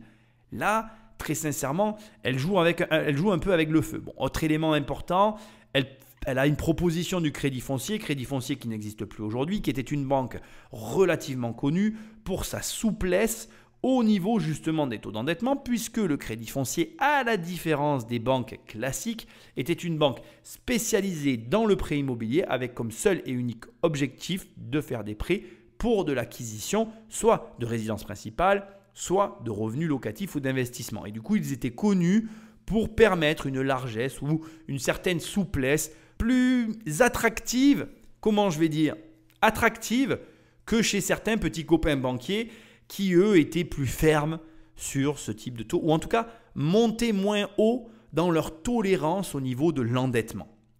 Et bon, je vais être très franc avec toi, emprunter sur 30 ans, c'est une hérésie complète. Déjà que sur 25, c'est débile, alors sur 30, on n'en parle pas. Et désolé si tu as vu certaines vidéos de certaines personnes qui t'expliquent que en allant chercher du 25 ans, on augmente sa marge tous les mois. Mais mec, tu vas gagner 20 balles pour un amortissement pourri, sachant que l'argent, il n'est sûrement pas dans les loyers. C'est la pire erreur financière de ta vie que d'emprunter sur des très longues années. Pour mémoire, et c'est une histoire que je raconte à qui veut l'entendre, moi j'ai connu l'époque des investisseurs qui amortissaient sur 7 ans. Ceux-là, ils gagnaient de l'argent. Toi, avec tes 25 ans, tu me fais rire. C'est pas toi qui gagne de l'argent, c'est la banque. Voilà, 30 ans, c'est débile. C'est débile. On n'emprunte pas sur 30 ans. Voilà, ça c'est dit. Essaye de t'en rappeler dans un coin de la tête. Rappelle-toi d'un mec qui pèse derrière son micro et qui te dit que tu es un idiot si tu signes ce type de prêt. Tu fais ce que tu veux, mais entre nous, si tu as fait un prêt sur 30 ans, il est temps que tu ailles à la banque et que tu le rachètes pour basculer sur 20 ans. Jamais de ma vie, t'entends, j'irai augmenter une mensualité, sauf si je sais que mon amortissement est pourri. Et là, je peux te le dire, moi j'ai déjà fait pas mal de calculs, entre 20 et 25 ans, la perte que tu as au niveau de ton amortissement, elle est telle que le jeu n'en vaut pas la chandelle. Alors 30, de toute façon, je crois qu'on ne peut plus en faire maintenant des crédits sur 30 ans, enfin, c'est plus compliqué à obtenir. Donc bon, bref, voilà. Donc là, on a une commerciale qui va chercher le max du max, parce qu'elle elle veut être payée. Et de l'autre côté, en plus de ça, elle va sur un terrain où il n'y a même pas de permis de lotir. Alors c'est pareil, j'ai fait des vidéos sur le sujet, j'ai fait des émissions sur le sujet. Il y a une règle avec l'argent. Il y a une règle très simple que tu peux déjà te mettre en tête et que tu peux garder, mais pour toute ta vie. Tu ne donnes pas de l'argent contre rien. Tu ne donnes jamais de l'argent contre rien. Là, si, bon, c'est un journaliste qui fait une caméra cachée, mais si le mec avait signé le contrat, et ça arrive, puisqu'ils le disent, qu'ils en signent en faisant ça des contrats, eh bien, il n'a pas vu de maison témoin, il n'a pas de permis de lotir, enfin bref, il n'a rien, il signe des papiers en n'ayant rien vu, il donne son argent contre rien. Et quand tu donnes ton argent contre rien, devine quoi? Celui qui gagne de l'argent, c'est pas toi. C'est la personne qui te fait signer les contrats. Et donc là, on a clairement une personne qui se fait abuser. Alors abuser dans tous les sens du terme. Encore une fois, c'est une caméra cachée, c'est pour du faux. Mais en attendant, tu vois les méthodologies de travail qui sont tout sauf clean, quoi. Donc fais très attention à ce genre de méthode de travail. Mais pas de maison témoin, pas d'argent, pas de permis de lotir, pas tous les papiers en règle, pas de signature. Sois à cheval sur ce type d'éléments. Et après, bon, pour la fausse proposition du crédit foncier, là, on est clairement dans le faux et usage de faux. C'est plus complexe à identifier quand on est pris dans le cycle infernal de la vente. C'est-à-dire que, comme le dit le journaliste, tout va très très vite en fait. La personne, dans ce genre de situation, moi j'ai effacé tous les passages où elle parlait parce que c'était inaudible et parce que les voix ont été modifiées, etc. Mais la personne, elle va très vite, elle répond aux objections et elle agit dans le but de closer. Donc son but, c'est de te faire poser une signature sur un bout de papier et de profiter de ton ignorance pour arriver à son objectif. C'est redoutable, mais bon voilà, si tu es pris dans un cycle de vente, il faut que tu arrives à t'en dégager. C'est très difficile, mais encore une fois, il y a des petites pirouettes qui permettent de faire comprendre à l'autre que tu ne céderas pas. Par exemple, dans ce cas précis, si tu dis que si tu ne vois pas la maison de témoin, tu ne signeras rien et que tu restes ferme sur cette position, eh bien la personne va comprendre que pas de maison de témoin, pas d'argent, et donc ça va finir par avorter. Il y a des personnes qui cèdent sous la pression, je le sais. Alors bien évidemment, ici on ne fait que discuter, et quand on vit la situation, c'est très différent que quand on est sorti de la situation et qu'on a son cerveau libre pour l'analyser. Et je suis obligé de le préciser parce que c'est facile d'avoir un avis. Je ne veux pas que tu crois que je suis en mode jugement sur les gens qui se font avoir. Quand on est pris dans un cycle de vente, que la personne en face est très forte et qu'elle sait comment ça fonctionne, eh bien c'est certain que pour toi qui subis la vente, c'est beaucoup plus complexe d'en sortir. Il faut que réellement tu te raccroches tout de suite à un élément que tu sens qui est déterminant pour la suite de la vente en fait. Et là par exemple, ne pas voir une maison témoin pour ne pas voir les finitions d'un bien, tu peux très bien te raccrocher à ça et t'en servir comme objection jusqu'à la fin de la discussion pour te sortir de la vente. Rapidement, parce que c'est peut-être intéressant qu'on en parle, peut-être que tu ne connais pas le système de la vente, donc je vais me permettre de modestement te donner, pour avoir lu des livres et pour savoir à peu près comment ça fonctionne, je vais rapidement t'expliquer comment fonctionne à mes yeux une vente. Une vente, c'est un cycle. C'est-à-dire qu'une vente, elle regroupe différents éléments qui doivent être validés par le prospect pour qu'à terme, pour qu'au bout de la discussion, il y ait une signature, un encaissement, enfin que la vente se produise. Okay ?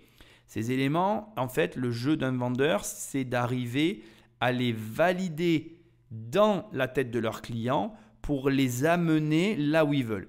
On appelle ça aussi un entonnoir de vente. On amène son client à un point qu'on a défini au départ. Et ça, il faut bien le comprendre. La vente, elle est menée par le vendeur. Et toi, tu ne fais que suivre un trajet qui a été déterminé par la personne à laquelle tu parles. Et il faut bien que tu comprennes pourquoi je parle de cycle. Et pour moi, c'est très important, un cycle de vente, parce qu'il y a une forme de redondance dans la vente.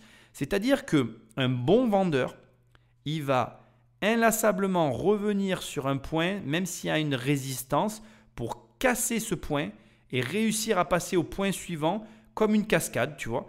Et il va devoir briser les objections pour arriver à te faire céder sur la vente.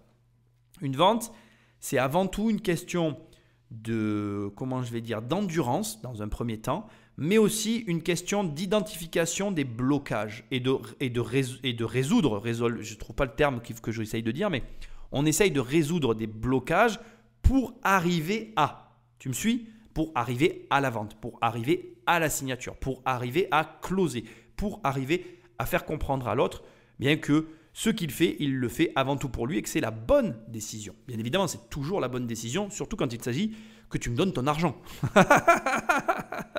Je rigole. Mais c'est ça en fait, en gros, l'idée. Moi, je suis un vendeur, par exemple. Toi, tu es un client. Bien, le principe, c'est de dire que mon objectif, c'est d'obtenir ton argent. Mais il faut que dans cet échange, tu aies la sensation que ce que tu fais, c'est bien. Et pour ça, on va utiliser des méthodes, on va utiliser un parcours de vente. Et c'est ce qui est plus ou moins montré ici. Donc j'insiste, pour sortir de ces parcours de vente, il faut arriver à mettre en avant une objection, à mettre en avant un point qui soit douloureux et qui ne permette pas au vendeur de sortir de la situation. C'est permanent. Je le raconte en ce moment parce qu'en ce moment, j'ai une recrudescence d'appels de vente, comme nous tous d'ailleurs, mais c'est sûrement dû aux difficultés que nous connaissons tous. J'ai une recrudescence d'appels de vente de produits par téléphone et je m'amuse toujours de proposer, ou en tout cas d'amener des réponses hors scénario qui font que je sais que je sors des bases de données. Le meilleur exemple que je donne tout le temps, c'est quand on m'appelle pour de l'isolation, je dis que je vis en caravane. Ça ne peut pas faire partie du script en fait, parce que pour qu'on arrive à te vendre une isolation de ta maison, ça sous-entend qu'il faut forcément que tu aies une maison. Une société d'isolation, elle ne va pas isoler une caravane. Donc si le vendeur t'appelle et il te dit « Bonjour monsieur, j'aimerais vous vendre de l'isolation pour votre maison. » « Ah oui, super, je suis hyper intéressé. Par contre, j'habite en caravane. C'est bon ? » « Ah non, désolé monsieur, nous on fait que les maisons. Merci, au revoir. » Et là, c'est lui qui va te raccrocher au nez. Ça va durer 30 secondes. Tu vois, la dernière fois, j'ai la banque qui m'a téléphoné pour une assurance maladie. Donc la personne m'appelle de ma banque, elle me dit oui bonjour, je suis votre banque, bon tu sais c'est des appels téléphoniques, ils me disent je vous appelle pour vous proposer une complémentaire santé. Ah oui, je suis frontalier, je cotise à l'assurance maladie en Angleterre. Ah désolé, ça concerne que les Français. Bon, et là c'était intéressant parce que tu vois, la dame au téléphone, elle me dit bon ok, écoutez, je ne peux pas vous proposer d'assurance maladie, vous êtes frontalier, vous ne rentrez pas dans le cadre. Par contre, est-ce que vous avez un projet immobilier en ce moment? Ah oui madame, j'ai un projet immobilier. Est-ce que vous voulez que votre conseillère vous rappelle? Bien sûr, madame. Demandez à ma conseillère de me rappeler. En gros, c'est là où tu vois les bons des mauvais vendeurs. Tu vois, qu'est-ce qui s'est passé? La personne, elle n'a pas pu faire la vente parce que je ne rentre pas dans son script de vente, mais elle s'est dit, écoute, je suis quand même une banque au départ, ce client a peut-être un projet immobilier, je peux faire gagner quand même de l'argent à mon organisme, je vais voir si je ne peux pas transformer cet appel en la vente d'un autre produit. Et c'était très intelligent parce que pour le coup, elle a su taper dans le mille. Moi, je demande toujours des crédits immobiliers, même si j'en ai pas besoin. Rappelez-moi, pas de problème. On verra si on peut travailler ensemble. Parfait. Donc, finalité, ce que j'essaye de te dire très simplement, c'est que dans ta vente, quand tu subis une vente, tu dois te raccrocher à un élément qui est hors cadre. Si tu sors du cadre, si tu sors du parcours, si tu mets la personne en face de toi dans une position difficile, d'abord, premièrement, tu vas voir si c'est un bon vendeur. Il va retomber sur ses pattes en te proposant autre chose. C'est très, très rare. Hein. Ça m'arrive une fois sur 100 quand je le fais tout le temps. Moi, j'adore le faire, ça m'amuse. Donc, j'adore les mettre hors cadre et voir comment ils réagissent. C'est très, très rare que quelqu'un me dise « Ah ben tiens, j'ai ça et on pourrait faire ça ». Généralement, les gens qui font ça sont des gens qui devraient être repérés par leur direction et qui mériteraient de monter. Mais c'est mon avis, je dis ça, je dis rien. Ok ? Et ensuite, tous les autres, comme tu es hors cadre, c'est eux qui vont écourter la discussion, ils vont t'éjecter. Et comme dans un cas comme celui-là, tu veux être éjecté, il faut que tu te fasses éjecter. C'est vraiment ce que tu dois faire. Donc, rappelle-toi de ces outils que je viens de te donner. C'est la meilleure manière de casser une vente et d'en sortir sans trop de grabuge. Maintenant, je ne vais pas m'en cacher. Il existe des vrais arracheurs de moquettes, des mecs qui sont tellement lourds et insistants comme le mec du début du reportage qui te dit qu'il est resté 6 heures pour signer avec un client. Là, on est dans le viol cérébral. Et là, franchement, je ne sais pas que te dire. Il vaut mieux que tu te lèves et que tu t'en ailles en fait, sans être poli, sans rien du tout, parce que tu es en train de te faire ravager et que franchement, c'est pas bon quoi. Voilà, c'est pas bon. Hein. Allez, dernier passage et on conclut. La direction de Maison Pierre a refusé notre demande d'interview. Nous les avons contactés par téléphone. Maison Pierre, une équipe à votre service pour réaliser la maison de vos rêves. Notre interlocuteur conteste toute dérive des équipes commerciales. Selon lui, la crise justifie certaines techniques de vente. Vous savez qu'il y a une chute de 25% sur ce marché. Que le commercial qui ne vend pas de maison, il n'a pas de prime. Donc, pour eux, la règle, c'est de choper les contrats, c'est d'attraper le contrat, et c'est surtout, la règle, c'est que ce soit des maisons Pierre qui soient vendues, plutôt que des maisons Phoenix, maisons Tartampion. Ça ne vous paraît pas logique? Selon la direction, les commerciaux n'ont aucun intérêt à faire signer des promesses de vente incomplètes. Alors considérés comme nuls, les clients devraient être remboursés. Bon, j'ai fait quelques recherches, parce que tu sais que j'avais dit que j'en ferais pas trop, mais quand même. A priori, chez Maison Pierre, tu es payé 1 500 € par mois, plus commission. Voilà. Donc en fait, c'est c'est le mode de rémunération. Il est discutable ou il n'est pas discutable. J'avais envie que tu écoutes un petit peu l'autre côté, le côté finalement employeur. Pourquoi on en arrive là, les raisons qui motivent les employeurs à utiliser ces méthodes et comment ils voient les choses. Cet appel, il est intéressant. Pourquoi? Parce que la personne dit « Je préfère qu'une maison Pierre soit vendue plutôt qu'une maison Phoenix ». Alors la réponse, bien évidemment, c'est oui monsieur, mais enfin quand même, dans une certaine mesure, nous ne sommes pas là pour violer nos clients. Ça, c'est ce qu'on aurait dû lui dire, mais personne n'a osé le lui dire. Bref, en cherchant un petit peu sur Internet des avis, on trouve des annotations qui sont données par les salariés eux-mêmes, les personnes ayant travaillé chez Maison Pierre. Et voilà un peu ce qu'on arrive à trouver. Je te lis d'une façon non exhaustive différents éléments. Je vais te lire une note 5 étoiles, quelques notes 1 étoile, une note 3 étoiles et une note 4 étoiles. D'accord? Alors, je vais te prendre une 3 étoiles au hasard.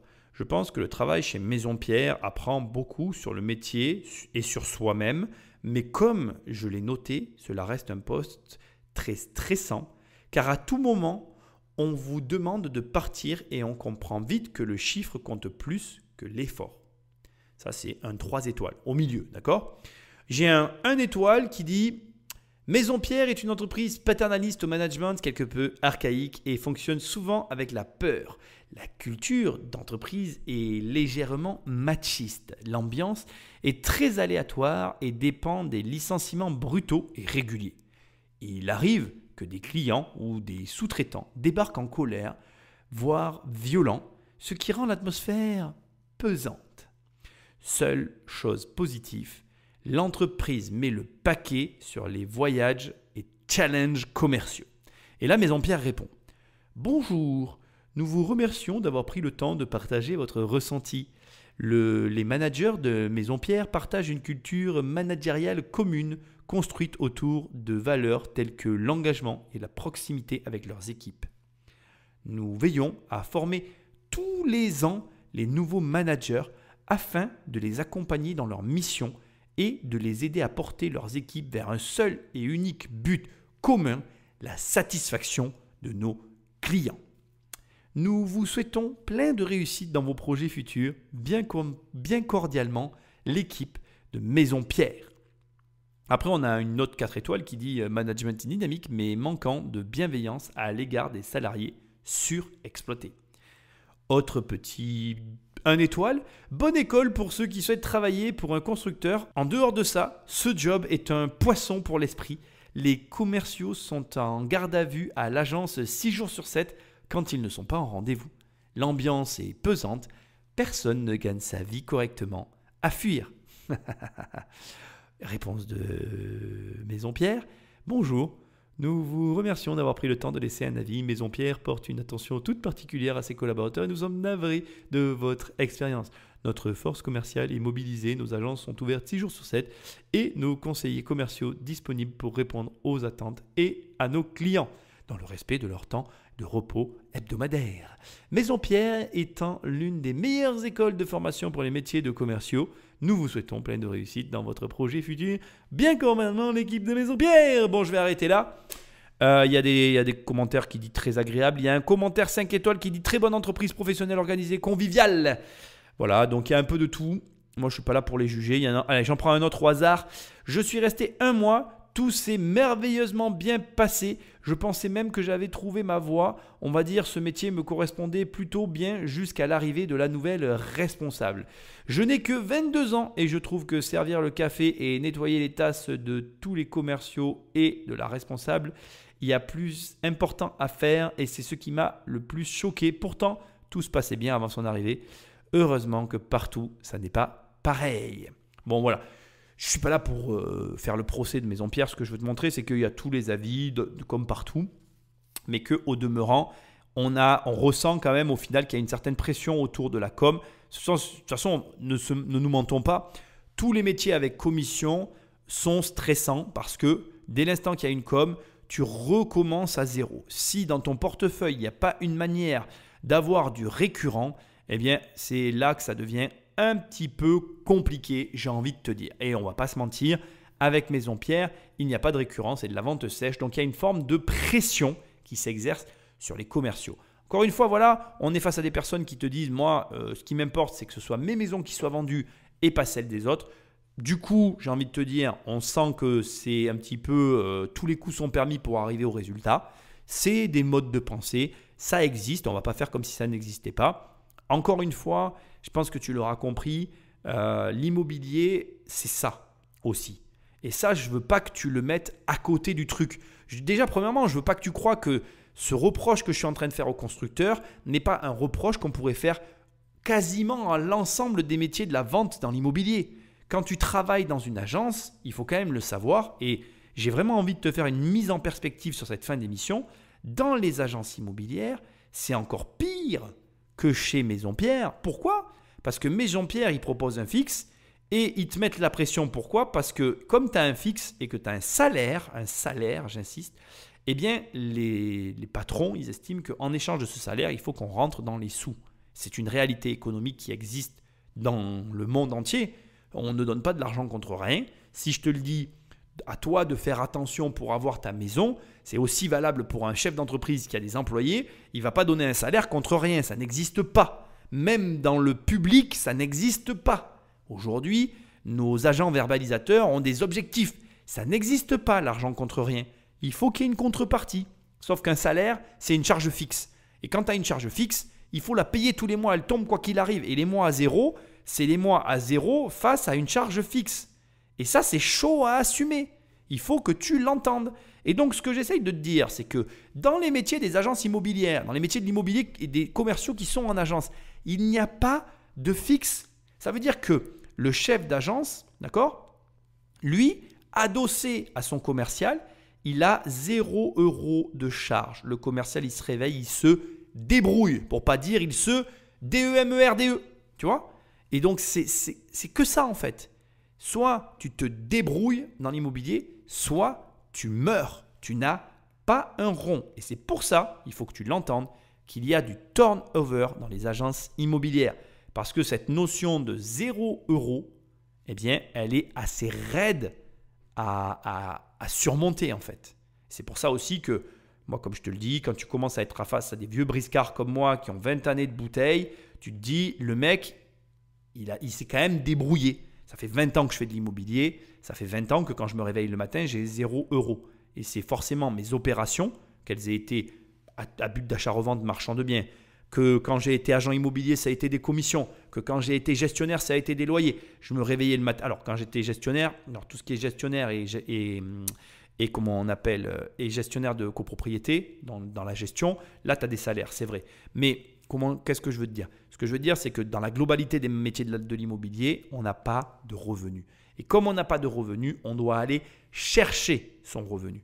Et aller le chercher, ça veut dire qu'il y a des arracheurs de moquettes. Il y en a partout, tu dois être vigilant, tu dois avoir l'œil ouvert et le bon œil ouvert, tu dois être attentif à tout ce qui se passe, attentif aux contrats que tu signes, attentif aux prestataires avec lesquels tu travailles. Tu dois apprendre à évoluer dans ce métier qui n'est pas un métier courant, mais qui est un métier qui t'apprend la vie. Et aussi, je dois la mettre parce qu'il est temps d'en parler, ça t'apprend aussi l'argent. Parce que dans un pays comme la France, où tout est gratuit, l'éducation est gratuite, la santé est gratuite, alors entre grandes guillemets parce que c'est gratuit, mais bon, gratuit à condition que tu ne regardes pas la qualité. C'est un autre débat, je ne vais pas en parler ici, mais c'est gratuit quand même. Où tout ça c'est gratuit, quand vient le moment de payer, les Français ne sont pas les premiers. Ce ne sont pas les meilleurs, ce ne sont pas les premiers. Je pense que d'ailleurs, ce n'est pas anodin que notre peuple soit un peuple d'épargnants. On est un peuple d'épargnants parce qu'on ne sait pas payer, on ne comprend pas l'argent, on n'a pas de notion de valeur, on n'a pas d'éducation financière. Bref, on est des nazes sur ce marché-là. Mais ce n'est pas grave. C'est pas grave. Mais pour le coup, l'immobilier peut t'aider.